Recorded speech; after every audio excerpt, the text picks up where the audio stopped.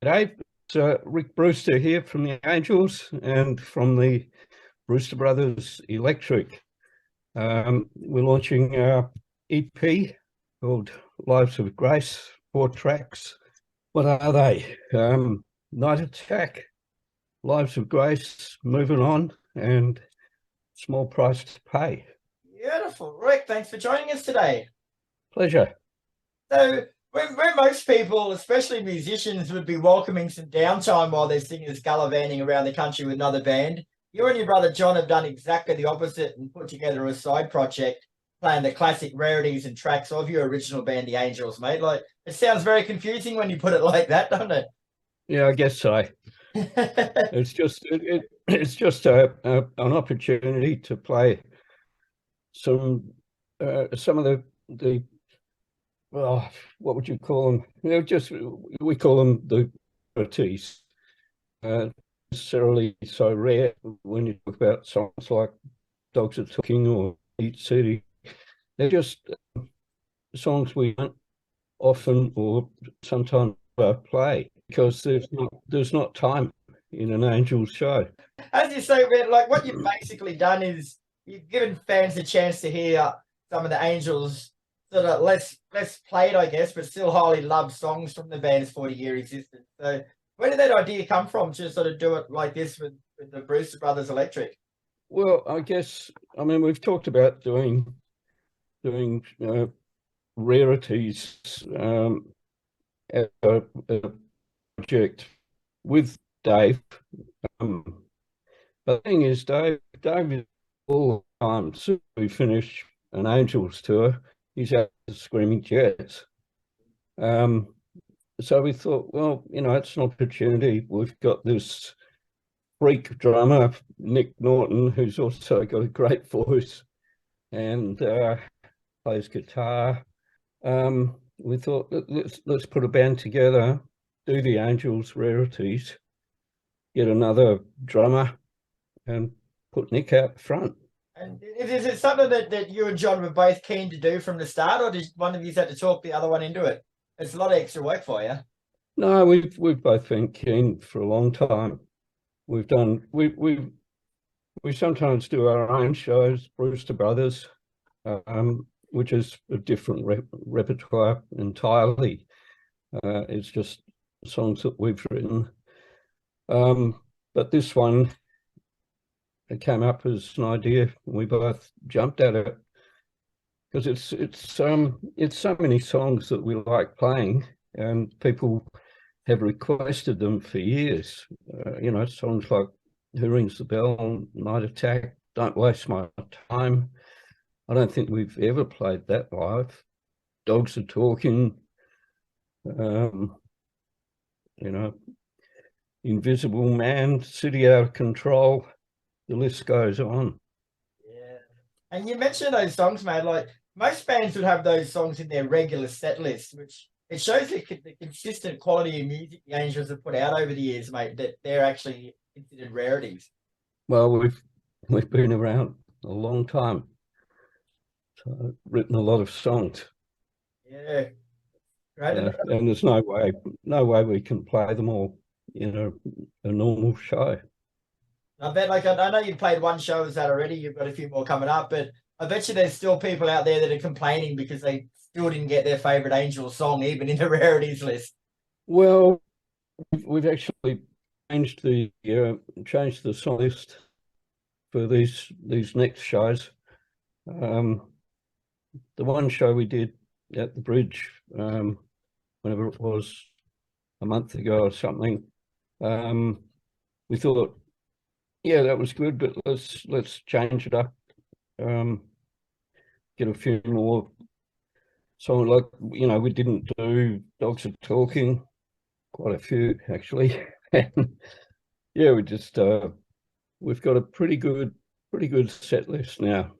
But from a personal point of view, mate, like, is dusting off some of those older songs you don't play every night giving you a renewed passion, or like giving you a bit of a new zest on life? Yeah, some of them take a bit of homework to just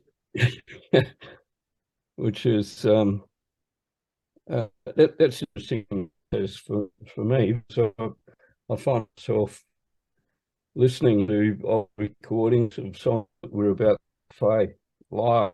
I can't work out what I played. I get to a point and then, oh, what was that? How did I play that run? And I just either work it out or change it. So some solos are modified, but yeah, a bit of improvisation. So I know how people have asked me in the past, guitar players, how do you play that run in, No Secrets or whatever?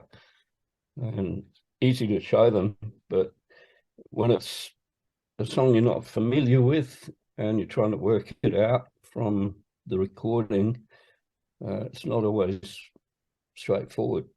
Especially the way you guys play.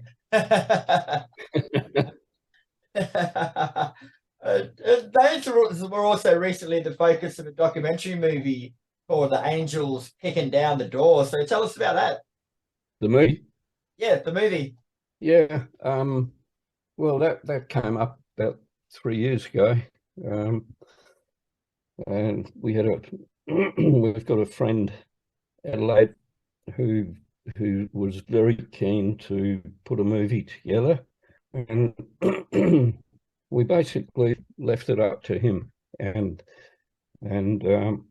he put the whole team together, did all the well, between him, the director really wrote the script. We had nothing to do with it. Okay. We did many interviews, and just I didn't see one thing until the premiere. Wow. Were you happy with it? Yeah, they chose to do the story of the band, the early days, up until about 1985 or something like that. So it's mostly when Doc was in the band, and just the story of how the band formed and what happened. And it's a good story. As the producers said to us, we could have chosen many stories, and we chose to do this one.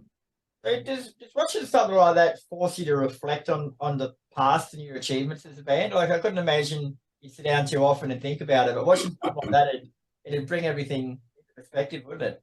Yeah, it was good to watch.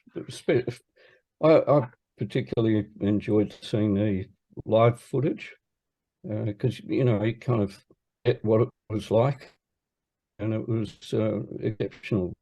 Amazing times, that whole the 70s into the 80s, that period of rock in Australia was incredible. So what's next for you, mate? After this run of shows, like, are you going to finally have a rest before Dave comes back, or are you going to keep yourself busy? Many more shows. Any more shows?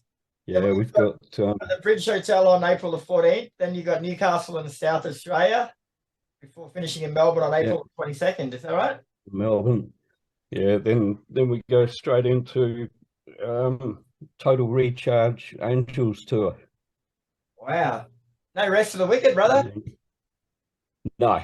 And a lot of special one-off shows in between. Ones like Birdsville, Big Red Bash. There's one at Broken Hill, Monday Bash. Lots of bashes. Yeah, Deniliquin, Ute Muster. We've just done the Blues Fest again. That was how was that? Great that show. would have been amazing. That's 2 years in a row. That's great. Excellent. Yeah. Very good. All right, Rick. Well, thanks very much for your time today, mate. I'll be popping into one of your many shows in Brisbane. But in the meantime, take care of yourself, and congratulations on keeping yourself busy. Thanks. Yeah, it's a pleasure.